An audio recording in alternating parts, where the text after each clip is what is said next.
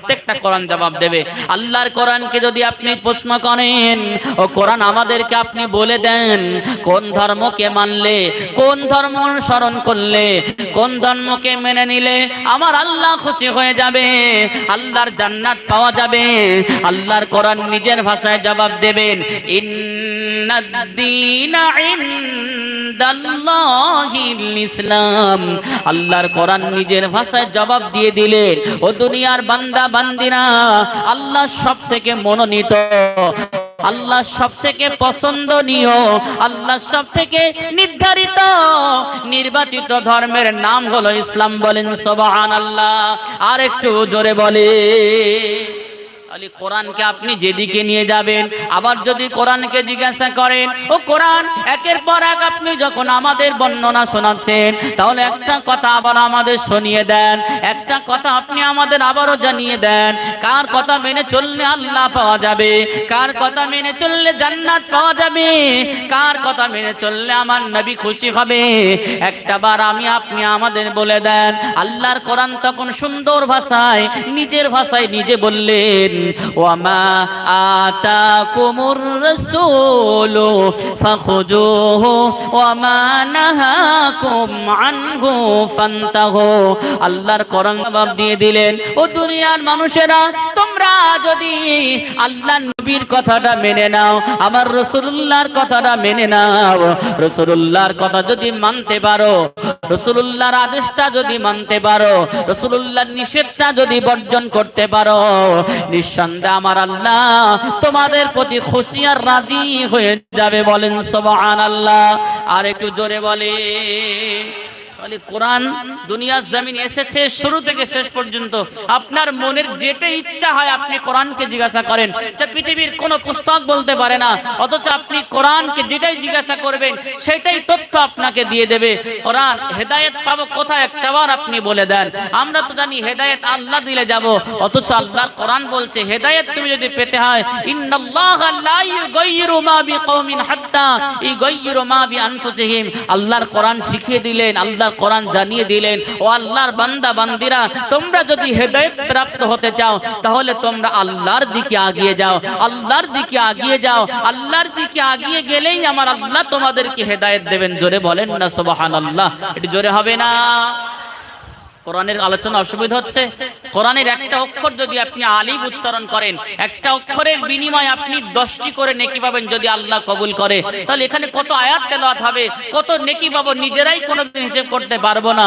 ওই জন্য কোরআনের মাহফিল যেখানে হবে, রাসূলুল্লাহর মাহফিল যেখানে হবে, আপনি অন্য অন্য আলোচনা শুনবেন, কতটা নেকি পাবেন জানি না, কিন্তু আল্লাহর কোরআন তেলাওয়াত হবে, রাসূলুল্লাহ সিরাত সূরাতের কথা হবে, এর ভিতরে আপনি আমল করেন আর না করেন, আল্লাহ আমার আল্লাহ আপনার অটোমেটিকলি আপনার নামে আমলের নেকি দেবেন। জোরে বলেন না সুবহানাল্লাহ।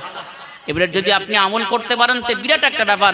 সুতরাং আল্লাহর কোরআনের কথা যেখানে হবে, আমাদের উচিত আমরা মুমিনের পরিচয় নিয়ে সেই জায়গায় আমরা হাজির হয়ে যাব। বলেন না সুবহানাল্লাহ। আবার যদি আল্লাহর কোরআনকে আপনি জিজ্ঞাসা করেন, ও কোরআন একটাবার বলুন এই দুনিয়ার জমিনে কাকে আদর্শ হিসাবে মানব, কাকে নিদর্শন হিসাবে মেনে নেব, আমরা মডেল হিসাবে কাকে মানব, কাকে মডেল বলে মেনে নিলে আমরা আপনার দয়ার জান্নাত পাবো, আমরা আপনার কাছাকাছি হতে পারবো, কোন মডেলকে আমরা অনুসরণ করব?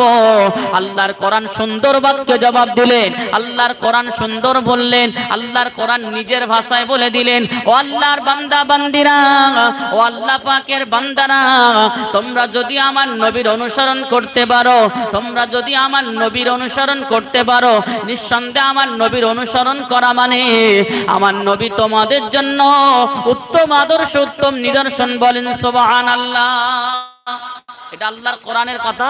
আমার নবী হলো তোমাদের জন্য মডেল, আমার নবী হলো তোমাদের জন্য উত্তম নিদর্শন।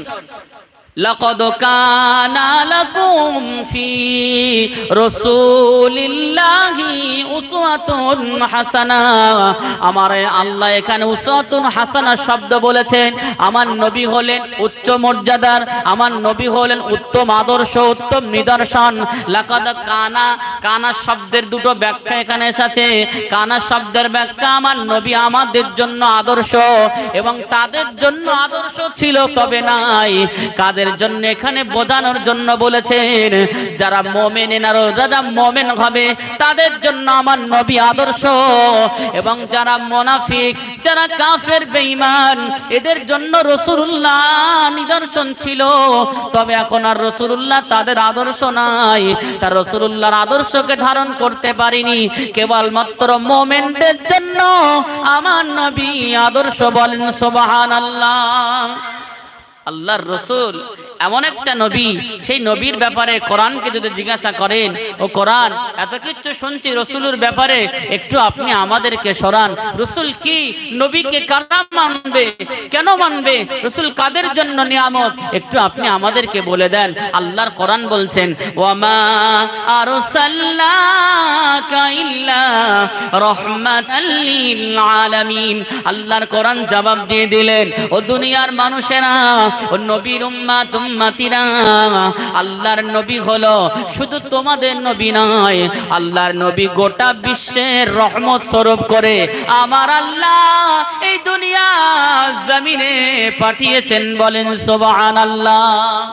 তাহলে আল্লাহ রাসূল শুধু আমাদের নয়, আল্লাহ বললেন বান্দারে আমি আল্লাহ যেমন তোমাদের আল্লাহ, আমার নবীও তোমাদের নবী। আমি আল্লাহ যেমন গোটা মাখলুকের আল্লাহ, ঠিক আমার নবীও গোটা মাখলুকের নবী। বলেন না সুবহানাল্লাহ। ওই জন্য তো আল্লাহ বললেন বান্দা তোমরা যখন আমার নবীর শানে দরুদ পড়ো, এটা প্রথমেই বলেছিলাম, দরুদ যদি রাসূলের শানে একবার পড়ো তাহলে আমি আল্লাহর শানে একবার জিকির হয়ে যাই। বলেন সুবহানাল্লাহ। জোরে হবে না? তাহলে আল্লাহর রাসূলের শানে দরুদ পড়বো, কার শানে? নবীর শানে দরুদ পড়বো, আর জিকির হবে আল্লাহর। দরুদ পড়বো নবীর, আর জিকির হবে আল্লাহর। বলেন না সুবহানাল্লাহ।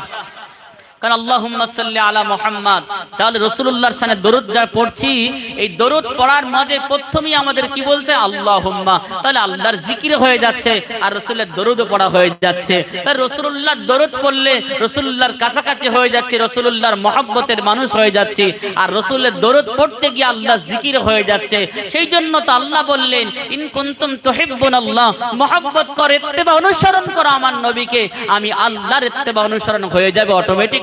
বলেন না সুবহানাল্লাহ।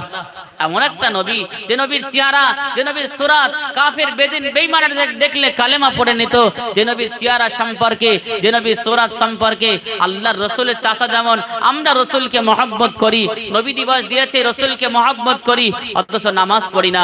রাসূলকে মহব্বত করি অথচ সুদ ঘুষ খাওয়া বন্ধ করি না। রাসূলকে মহব্বত করি, এখনো পর্যন্ত লোন লওয়া বন্ধ করলাম না। এই মহব্বত আর চাচার মহব্বত যদি এক জায়গায় করেন, কোনদিন আমাদের মহব্বত সেখানে টিকবে না, উড়ে পালিয়ে যাবে। সুতরাং চাচার মতন মহব্বত করলেও আমরা যদি অন্তর রাসূলুল্লাহকে, রাসূলুল্লাহর কাজ কারবার, আল্লাহর রাসূলের আদর্শ, রাসূলের সিরাত সুরাতকে যদি মেনে নিয়ে আমল করতে পারি, তাহলে চাচা মহব্বত করে জাহান্নামে গিয়েছে, আর আমরা মহব্বত করে রাসূলুল্লাহকে মানলে আমরা হয়ে যাব জান্নাতি। বলেন না সুবহানাল্লাহ।